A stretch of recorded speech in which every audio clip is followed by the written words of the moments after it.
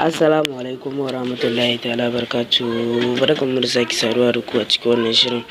To wannan shirin za mu yi bayani ne akan WhatsApp, yadda za ka wato ba ana ganin ka kalli star cikin mutum ko ka kalli star cikin shi ba zai gane ka kalla ba.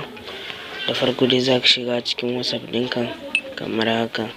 Bayan ya zo ma, da farko dai na zo a wajen statue, zan taɓa wannan wadannan guda uku kamar haka, sai in taɓa wannan na da sama kamar haka, sai in zo na tsaka. Kun ga da kai za ka iya ganin shi a nan na biyu ko kuma a nan na ƙarshe.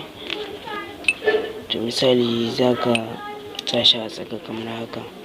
To waɗannan za ka zaɓi wanda kake so. To ni misali ga waɗanda na sa ba za su na kalli star cikinsu ba, zan ƙara wasu domin nuna muku wannan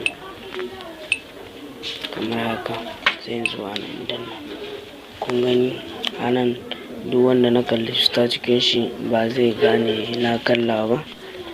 To wannan hanya ita ce mafi sauƙi da za ka bi don yin hakan.